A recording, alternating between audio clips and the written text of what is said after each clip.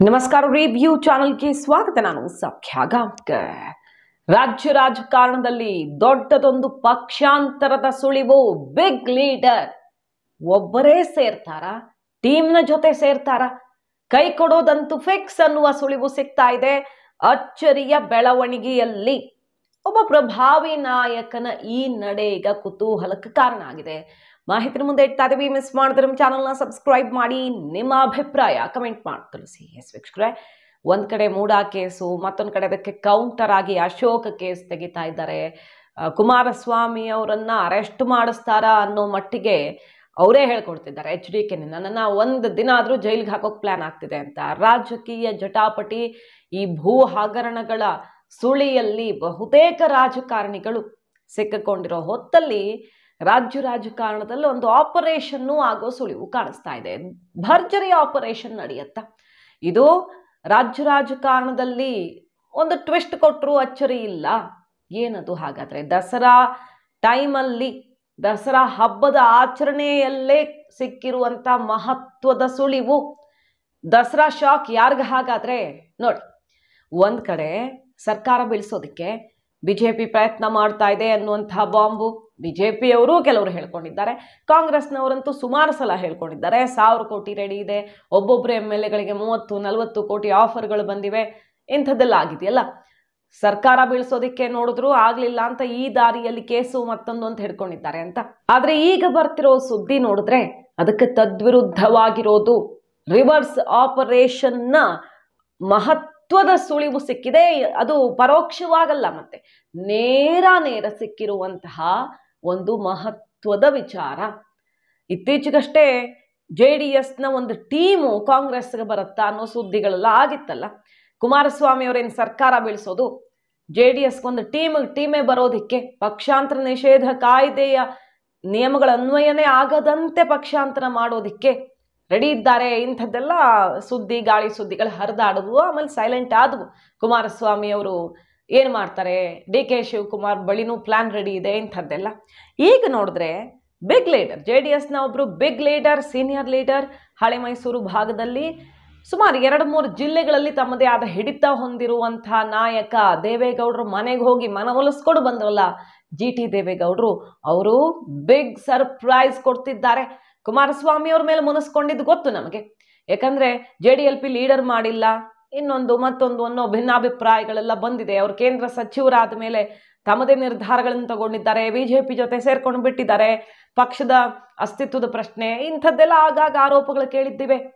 ಇತ್ತೀಚೆಗೆ ಮತ್ತೆ GTD ಸಿದ್ದರಾಮಯ್ಯನವ್ರ ಜೊತೆ ಕ್ಲೋಸ್ ಆಗಿ ಓಡಾಡ್ತಿದ್ರು. ಮೈಸೂರಿಗೆ ಹೋದಾಗ ಚಾಮುಂಡಿ ಬೆಟ್ಟದಲ್ಲೆಲ್ಲ ಕಾಣಿಸ್ಕೊಂಡಿದ್ರು. ಈಗ ನೋಡಿ ಏನ್ ಹೇಳ್ತಿದ್ದಾರೆ ಸಿದ್ದರಾಮಯ್ಯನವರು. ಚಾಮುಂಡೇಶ್ವರಿ ದೇವಿಯ ವರಪುತ್ರರು ಚಾಮುಂಡೇಶ್ವರಿ ಕ್ಷೇತ್ರ ಕಾಲಿಟ್ಟ ವೇಳೆ ಸಿದ್ದರಾಮಯ್ಯನವರು ಸಚಿವರಾಗಿ DCM ಆಗಿ 2 ಬಾರಿ ಮುಖ್ಯಮಂತ್ರಿನೂ ಆಗ್ಬಿಟ್ರು. ಹಾಗಾಗಿ ತಾಯಿ ಚಾಮುಂಡೇಶ್ವರಿ ಆಶೀರ್ವಾದ ಎಂಥ ಸಂದರ್ಭದಲ್ಲಿಯೂ ಅವ್ರಿಗೆ ಇದ್ದೇ ಇದೆ. ಉಪಚುನಾವಣೆಯ ವೇಳೆ ಸಿದ್ದರಾಮಯ್ಯನವರನ್ನ ಸೋಲಿಸೋದಿಕ್ಕೆ ನಾವು ತೀರ್ಮಾನ ಮಾಡಿದ್ವಿ, ಆದ್ರೆ CM ಆ ಚುನಾವಣೆಯಲ್ಲಿ ಗೆದ್ರು. ಅದಕ್ಕೆ ಕಾರಣ ಚಾಮುಂಡೇಶ್ವರಿ ಆಶೀರ್ವಾದ ಅಂತೆಲ್ಲ ಹಾಡಿ ಹೊಗಳಿ ಅಷ್ಟೇ ಅಲ್ಲ, ಇನ್ನೂ ಒಂದು ಹೇಳ್ತಾರೆ, ಸಿದ್ದರಾಮಯ್ಯನವ್ರು ಯಾಕೆ ರಾಜೀನಾಮೆ ಕೊಡಬೇಕು? ಕುಮಾರಸ್ವಾಮಿ ಅವ್ರು ಕೊಡ್ತಾರ ರಾಜೀನಾಮೆ? ಯಾವ ಪಕ್ಷದವರು ಇದನ್ನು ಕೇಳ್ತಿರೋದು? JDSನವರು.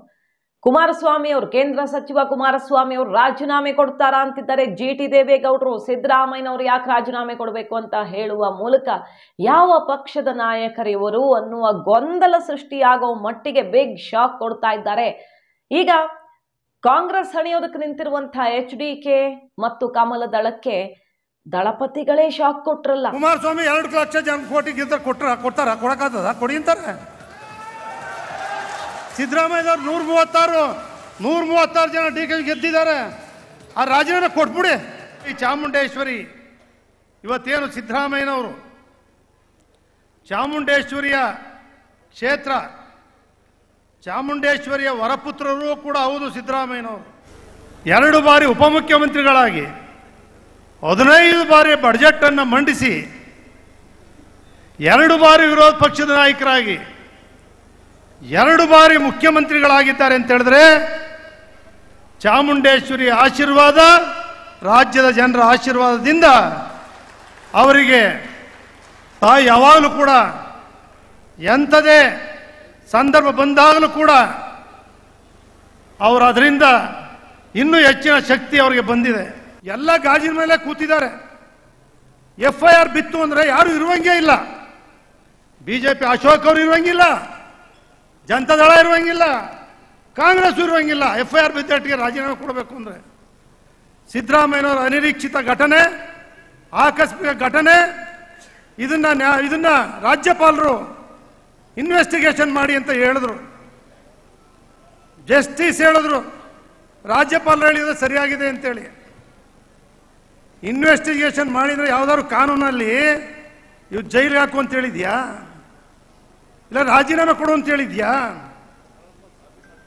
ಇಲ್ಲಿ ಯಾರು ರಾಜೀನಾಮೆ ಕೊಡು ಅಂತ ಹೇಳಿದ್ಯಾ ಕೋರ್ಟು?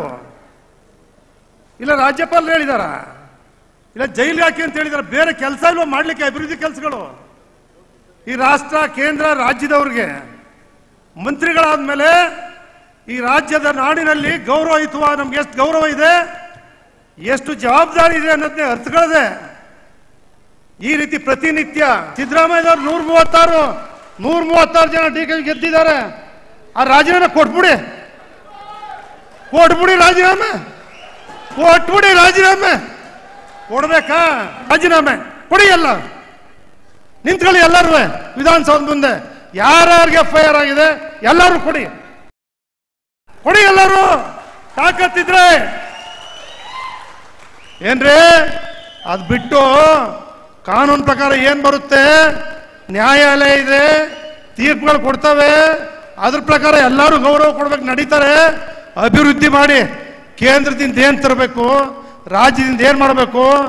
ಕಾಂಗ್ರೆಸ್ ಬಿಗ್ ಕೌಂಟರ್ ಒಂದನ್ನ ಕೊಟ್ಟಂಗೆ ಕಾಣಿಸ್ತಾ ಇದೆ. GTD ಕೈ ತೆಕ್ಕೆಗೆ ಬೀಳೋದು ಖಚಿತ ಅನ್ನುವಂಥ ಒಂದು ದೊಡ್ಡ ಬೆಳವಣಿಗೆ. ದಸರಾದ ಟೈಮಲ್ಲಿ ಬರೀ ಸಿದ್ದರಾಮಯ್ಯನವ್ರನ್ನ ಹೊಗಳಲ್ಲ, ಅವರು DCM DK ಶಿವಕುಮಾರ್ ಅವ್ರನ್ನ ಬಾಯ್ ತುಂಬಾ ಹೊಗಳ್ತಾರೆ. ಕಾಂಗ್ರೆಸ್ ಅಧಿಕಾರಕ್ಕೆ ತರೋದಕ್ಕೆ DCM DK ಶಿವಕುಮಾರ್ ಅವರು ದೊಡ್ಡ ಕೊಡುಗೆ ಕೊಟ್ಟಿದ್ದಾರೆ. ಸಚಿವ ಮಹದೇವಪ್ಪ ಅವರು ಎಲ್ಲಾ ಸಚಿವ ಸ್ಥಾನಗಳನ್ನ ಪಡೆದಿದ್ದಾರೆ. ಒಬ್ಬ ದಲಿತ ನಾಯಕನನ್ನ ರಾಜ್ಯ ಮಟ್ಟಕ್ಕೆ ಕರ್ಕೊಂಡು ಹೋದವರು ಸಿದ್ದರಾಮಯ್ಯನವರು. CM DCM ಸಚಿವ ಮಹದೇವಪ್ಪ ಅವರನ್ನ GT ದೇವೇಗೌಡರು ಹಾಡಿ ಹೊಗಳಿದ ಪರಿ ಮಾತ್ರ ಈಗ ರಾಜ್ಯ ರಾಜಕಾರಣದಲ್ಲಿ ಮತ್ತೊಮ್ಮೆ ಕುತೂಹಲಕ್ಕೆ ಕಾರಣವಾಗಿದೆ. ಹಿಂದೆ ಈ 23 ಚುನಾವಣೆ ಟೈಮಲ್ಲಿ ಗೊಂದಲದಲ್ಲಿದ್ರು ಅವರು, JDS ಅಲ್ಲಿ ಇರೋದಾ ಅಥವಾ ಕಾಂಗ್ರೆಸ್ಗೆ ಹೋಗೋದಾ ಅಂತ. ಕೊನೆಗೊಂದು ನಿರ್ಧಾರ ತಗೊಂಡಿದ್ದಾಯ್ತು. ಆದ್ರೆ ಮತ್ತೆ ಕುಮಾರಸ್ವಾಮಿ ಅವ್ರ ಜೊತೆಗೆ ಈಗ ಆಕ್ರೋಶ ಭುಗಿಲೆದ್ದಿದೆಯಲ್ವ. ದೇವೇಗೌಡರು ಎಷ್ಟು ಸಾರಿ ಅಂತ ಮನವೊಲಿಸೋದಕ್ಕೆ ಸಾಧ್ಯ? ಈಗ GT ದೇವೇಗೌಡರು ಒಂದು ದೊಡ್ಡ ನಿರ್ಧಾರ ಮಾಡಿದ್ದಾರೆ ಅನ್ನೋದನ್ನ ಪರೋಕ್ಷವಾಗಿ ಎಲ್ಲ ಗಾಸಿಪ್ಪು ಇನ್ನೊಂದು ಅಲ್ಲ ನೇರವಾಗಿಯೇ ಹೊರ ಹಾಕಿಬಿಟ್ಟಿದ್ದಾರೆ. ಕುಮಾರಸ್ವಾಮಿ ಅವರು ರಾಜೀನಾಮೆ ಕೊಡ್ಲಿ ನೋಡೋಣ ಅಂತ ಹೇಳುವ ಮೂಲಕ ಕುಮಾರಸ್ವಾಮಿ ಅವ್ರಿಗೆ ಇದೇ ಹೊತ್ತಲ್ಲಿ ಇನ್ನೊಂದು ಆಘಾತ ಏನು, HDK ವಿರುದ್ಧ ದೂರು ಕೊಟ್ಟಿದ್ದಾರೆ ಉದ್ಯಮಿ ವಿಜಯ್ ಟಾಟಾ ಅಮೃತಹಳ್ಳಿ ಪೊಲೀಸ್ ಠಾಣೆಯಲ್ಲಿ. ಈ ಬಗ್ಗೆ ರಿಪೋರ್ಟ್ ಮಾಡಿದ್ವಿ ನಾವು. ಈ ಹಂದಿ ಜಟಾಪಟಿ, ಸೀನಿಯರ್ ಆಫೀಸರ್ ಮತ್ತು ಕೇಂದ್ರ ಸಚಿವರ ನಡುವಿನ ಜಟಾಪಟಿ ಶುರುವಾಗಿ ಅದು ಇನ್ನೊಂದು ಹಂತಕ್ಕೆ ಹೋಗಿ ವಿಜಯ್ ಟಾಟಾ ಯಾವ ರೀತಿ ತನಕ ಕುಮಾರಸ್ವಾಮಿ ಹೆದರಿಸಿದ್ರು, ಬೆದರಿಸಿದ್ರು, ನಿಖಿಲ್ ಕುಮಾರಸ್ವಾಮಿ ಎಲೆಕ್ಷನ್ಗೆ ದುಡ್ಡು ಖರ್ಚು ಮಾಡಿದ್ದು ಮತ್ತು 50 ಕೋಟಿ ಕೇಳಿದ್ರು ಅನ್ನುವಂಥ ಆರೋಪ ಮಾಡಿದ್ರಲ್ಲ, ಈಗ ದೂರು ಕೊಟ್ಟಿದ್ದಾರೆ. ನಾನು ರಿಯಲ್ ಎಸ್ಟೇಟ್ ಉದ್ಯಮಿ ಆಗಿದ್ದೀನಿ, 2018ರಿಂದ JDS ಪಕ್ಷದಲ್ಲಿ ಗುರುತಿಸ್ಕೊಂಡಿದ್ದೀನಿ. ದೇವೇಗೌಡರು ಪಕ್ಷದ ಸೋಷಿಯಲ್ ಮೀಡಿಯಾ ಉಪಾಧ್ಯಕ್ಷನಾಗಿ ನನ್ನನ್ನ ನೇಮಕವೂ ಮಾಡಿದ್ರು. 2019 ಮಂಡ್ಯ ಲೋಕಸಭಾ ಚುನಾವಣೆ ವೇಳೆ ಕುಮಾರಸ್ವಾಮಿ ಪರ ಸೋಷಿಯಲ್ ಮೀಡಿಯಾದಲ್ಲಿ ಸಾಕಷ್ಟು ಅಭಿಯಾನವನ್ನು ನಡೆಸಿದ್ದೆ. ಕಳೆದ ಕೆಲ ವರ್ಷಗಳಿಂದ ರಿಯಲ್ ಎಸ್ಟೇಟ್ ಉದ್ಯಮದ ಬಗ್ಗೆ ಗಮನ ಹರಿಸಿದ್ದೀನಿ, ಪಕ್ಷದ ಕಾರ್ಯಕ್ರಮಗಳಲ್ಲೂ ನಾನು ಭಾಗವಹಿಸಿದ್ದೀನಿ ಅಂತ ಎಲ್ಲ ಡಾಕ್ಯುಮೆಂಟ್ಸ್ ಇದೆ ನನ್ನ ಹತ್ರ ಅಂತಿದ್ದಾರೆ. ಯಾಕಂದ್ರೆ ಕುಮಾರಸ್ವಾಮಿ JDS ಎಲ್ಲ ಹೇಳ್ತಿರೋದೇನು, ಇವ್ರಿಗೂ ಪಕ್ಷಕ್ಕೂ ಸಂಬಂಧ ಇಲ್ಲ, ಫೇಕ್ ಲೆಟರ್ ಹೆಡ್ ಅನ್ನು ಯೂಸ್ ಮಾಡ್ಕೊಳ್ತಿದ್ದಾರೆ, ಇಂಥದ್ದೆಲ್ಲ ಹೇಳ್ತಿದ್ದಾರೆ. ಈಗ ಅವರು ಹೇಳ್ತಿರೋದು ಇಷ್ಟು ಕೋಟಿ ಗಟ್ಟಲೆ ನಾನು ಖರ್ಚು ಮಾಡಿದ್ದೀನಿ ಮತ್ತು ಒಂದೇ ಸಲ 50 ಕೋಟಿ ಕೊಡೋದಕ್ಕೆ ಪೀಡಿಸಿದ್ರು ಕುಮಾರಸ್ವಾಮಿ, ಹೆದರಿಸಿದ್ರು, ಬೆದರಿಸಿದ್ರು, 1000 ಕೇಸ್ ತೆಗಿತೀನಿ, ಬೆಂಗಳೂರಲ್ಲಿ ಬದುಕೋಕೆ ಬಿಡಲ್ಲ ಅನ್ನುವಂಥ ಬೆದರಿಕೆಯನ್ನೆಲ್ಲ ಒಡ್ಡಿ ನಮ್ಮನ್ನ ರಾಜಕೀಯವಾಗಿ ಬಳಸ್ಕೊಳ್ಳೋದಿಕ್ಕೆ, ದುಡ್ಡು ಬಳಸ್ಕೊಳ್ಳೋದಿಕ್ಕೆ ನೋಡಿದ್ರು. ಇಂಥದ್ದೆಲ್ಲ ಗಂಭೀರ ಆರೋಪ ಮಾಡಿದ್ರು. ಈಗ ಕಂಪ್ಲೇಂಟ್ ಕೊಟ್ಟಿದ್ದಾರೆ ವಿಜಯ್ ಟಾಟಾ ಮಾಜಿ CM ವಿರುದ್ಧ. ಕುಮಾರಸ್ವಾಮಿ ಅವರು ಹೇಳಿದ್ರು ರಾತ್ರಿ ಮೀಟಿಂಗ್ಗಳೆಲ್ಲ ನಡೀತಿದ್ದಾವೆ ನನ್ನನ್ನ ಲಾಕ್ ಮಾಡೋದಕ್ಕೆ ಅಂತ ಕೆಲವು ದಿನಗಳ ಹಿಂದೆ. ಈಗ ಒಂದೇ ಒಂದಿನ HDK ಜೈಲಿಗೆ ಹಾಕ್ಸೋ ಪ್ಲಾನ್ ಮಾಡಿದ್ದಾರೆ ಸಿದ್ದರಾಮಯ್ಯ, DK ಶಿವಕುಮಾರ್ ಅಂತ ಮುಗಿಬಿದ್ದಿದ್ದನ್ನ ನೋಡಿದ್ವಿ. ಮತ್ತು ಅದಕ್ಕೆ ಸರಿಯಾಗಿ ಈ ಬೆಳವಣಿಗೆ ಆಗಿದೆ. ಒಂದ್ ಕಡೆ ಅಕ್ರಮ ಡಿನೋಟಿಫಿಕೇಶನ್ ಕೇಸು, ಹಾಗೆ ಸುಮಾರು ಹಳೆ ಈ ಗಣಿ ಅಕ್ರಮದ್ದು ಪರ್ಮಿಷನ್ ಕೇಸ್ ಎಲ್ಲ ಇದೆ. ಈಗ ವಿಜಯ್ ಟಾಟಾ ಕೊಟ್ಟಿರುವ ದೂರು, ಕುಮಾರಸ್ವಾಮಿ ಅವ್ರು ಏನು ಹೇಳ್ತಿದ್ದಾರೆ, ಏನಾದ್ರೂ ಮಾಡಿ ಜೈಲಿಗೆ ಹಾಕ್ಸುವಂತ ಪ್ಲಾನ್ ಮಾಡ್ತಿದ್ದಾರೆ ಅಂತ ಅದು ನಿಜವಾಗುವಂತಹ ಸುಳಿವಾಯ್ದು ಗೊತ್ತಿಲ್ಲ. ಒಂದ್ ಕಡೆ ಸಿದ್ದರಾಮಯ್ಯನವ್ರು ಅರೆಸ್ಟ್ ಆಗಬೇಕು ಮೂಡಾ ಕೇಸಲ್ಲಿ, ಇಡಿ ಲಾಕ್ ಮಾಡುತ್ತಾ ಅನ್ನೋದ್ರ ಬಗ್ಗೆ ಚರ್ಚೆ ಆಗ್ತಿದ್ರೆ, ಇತ್ತ ಅದಕ್ಕೂ ಮುಂಚೆನೆ ಕುಮಾರಸ್ವಾಮಿ ಅವ್ರನ್ನ ಲಾಕ್ ಮಾಡುತ್ತಾ ಕೈ ಸರ್ಕಾರ ಅನ್ನೋ ರೀತಿಯ ಗಂಭೀರ ಆರೋಪವು ಕೇಳಿ ಬರ್ತಿದೆ. ಕಾದು ನೋಡ್ಬೇಕು. ಒಂದ್ ಕಡೆ ರಾಜಕೀಯವಾಗಿ ಮಹತ್ವದ ಬೆಳವಣಿಗೆ, ಇನ್ನೊಂದ್ ಕಡೆ ಕಾನೂನಾತ್ಮಕವಾಗಿ HDKಗೆ ಸಂಕಷ್ಟವಾ? ಮಾಹಿತಿ ನಿಮ್ಗೆ ಇಷ್ಟ ಆಗಿದ್ರೆ ಮಿಸ್ ಮಾಡಿದ್ರೆ ನಮ್ಮ ಚಾನಲ್ನ ಸಬ್ಸ್ಕ್ರೈಬ್ ಮಾಡಿ, ನಿಮ್ಮ ಅಭಿಪ್ರಾಯ ಕಮೆಂಟ್ ಮಾಡಿ ತಿಳಿಸಿ. Thank you.